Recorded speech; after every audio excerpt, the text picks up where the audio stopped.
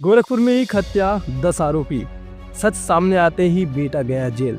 गोरखपुर के इस blind murder mystery का पुलिस ने चौंकाने वाला किया खुलासा। जाने पूरा मामला।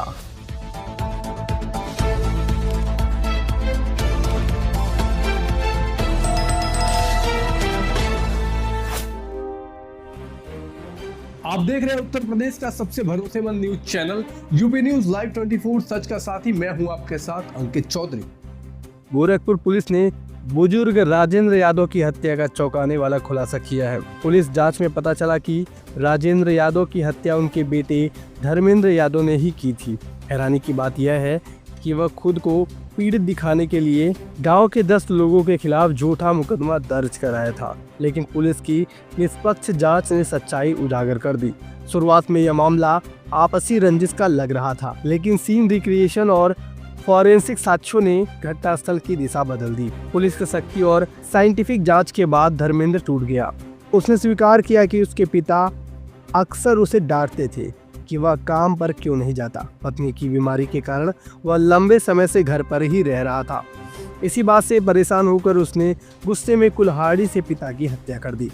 हत्या के बाद खुद को पीड़ित दिखाने के लिए धर्मेंद्र ने गांव के 10 लोगों पर झूठे आरोप लगाए थे, लेकिन पुलिस ने समय रहते सच्चाई सामने लाकर न केवल आरोपी को गिरफ्तार किया बल्कि निर्दोषों को बड़ी सजा से बचा लिया। मामले का खुलासा पुलिस साइंस में प्रेस कॉन्फ्रेंस के दौरान एसएसपी राजकरण नैयर ने किया।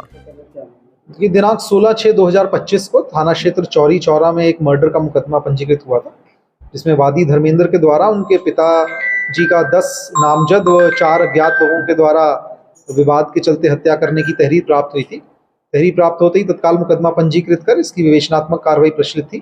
जो नामजद आरोपी थे, टीम्स के द्वारा नामजद आरोपियों को हिरासत में लेकर के उनसे पूछताछ की जा रही थी, लेकिन पूछताछ के दौरान जो भी घटनास्थल है उसके निरीक्षण एवं जो साक्ष्य संकलन आ रहा था उससे जो भी नामजद आरोपी थे उनके खिलाफ हमको कोई ऐसे साक्ष्य नहीं मिल रहे थे जिससे हम कह सकेंगे वह नामजद आरोपी इस हत्या के केस में सीधा सीधा हमको लिप्त दिख रहे थे।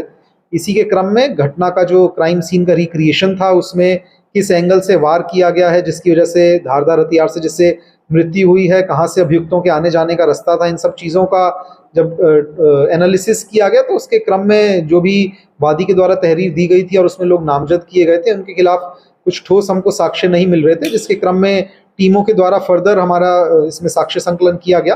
अंततः हमारे पास जो भी प्राप्त साक्ष्य थे उसके क्रम में जो वादी मुकदमा धर्मेंद्र थे उन्हीं से जब पूछताछ की गई और अन्य परिवारी जनों से पूछताछ की गई तो उसमें जो हमको डिस्क्रिपेंसीज लग रही थी उसके क्रम में आगे विवेचना करते हुए हम लोगों के सामने ऐसे सबूत आए जिसके माध्यम से हम फाइनली इस केस को वर्कआउट कर पाए और वादी मुकदमा धर्मेंद्र स्वयं ही इस केस का आरोपी निकला। उसी के द्वारा अपने पिता की धारदार हथियार से हत्या की गई थी। उसके द्वारा अपने घटना में अपने आप की इन्वॉल्वमेंट और घटना का अभियुक्त होना स्वीकार किया गया है। उसी की निशानदेही पे जो आला कत्ल है उसे बरामद किया गया है। इसके क्रम में अभी तक के प्राप्त साक्ष्य के अनुसार धर्मेंद्र को गिरफ्तार करके माननीय न्यायालय के समक्ष प्रस्तुत किया जा रहा है और जो भी लोग नामजद हैं उनके खिलाफ, क्योंकि अभी तक हमको कोई भी ऐसे तथ्य नहीं मिले, उनमें से किसी की भी गिरफ्तारी नहीं की जा रही है और अभी तक जो भी हमको साक्ष्य संकलन मिल रहे हैं, जो भी विवेचनात्मक कार्रवाई की प्रगति अब तक है उसमें धर्मेंद्र के द्वारा अकेले ही अपने पिता की हत्या करना हमारे सामने आ रहा है, लेकिन अभी भी विवेचनात्मक कार्रवाई प्रचलित है। अगर आगे इसमें कोई अन्य प्रगति होगी तो आप लोगों को अवगत करवाया जाएगा।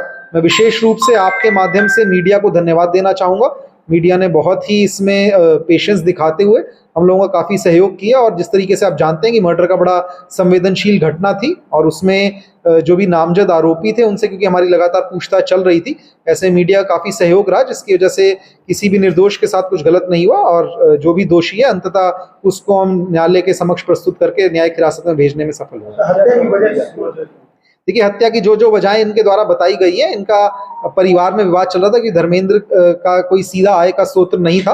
वे अपने पिता पे ही आय के लिए पिताजी पे ही निर्भर थे और इसको लेकर के घर में कई बार विवाद रहता था। अभी घटना से कुछ दिन पूर्व ही इनका घर में काफ़ी ज़्यादा विवाद हुआ था अपने पिताजी के साथ और जिस दिन रात्रि में पिता की मृत्यु हुई है उस दिन रात को भोजन के समय भी इनका काफ़ी विवाद रहा था। तो जो पारिवारिक झगड़ा था इनका, उसके क्रम में उसी से रोष में आकर के इनके द्वारा बताया गया कि इनके द्वारा घटना की गई।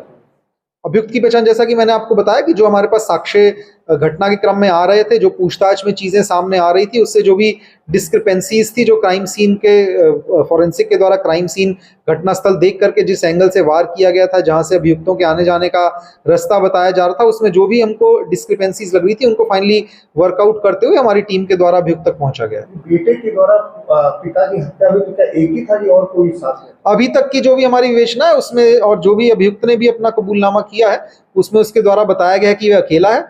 हमारे अभी तक प्राप्त साक्ष्य में भी हमको यही इन्वॉल्व लग रहा है, लेकिन यदि इसमें आगे किसी और व्यक्ति का साथ आता है, क्योंकि विवेचनात्मक कार्रवाई हमारी प्रचलित है, कुछ भी प्रगति होगी तो आप लोगों को पुनः अवगत करवाया जाएगा। आप देख रहे थे उत्तर प्रदेश का सबसे भरोसेमंद news channel UP news live 24 सच का साथी। तो प्रिय दर्शकों, अगर ये खबर आपको पसंद आती है तो खबर को लाइक करने के साथ चैनल को सब्सक्राइब कर लें और कमेंट बॉक्स में अपनी राय देना न भूलें। धन्यवाद।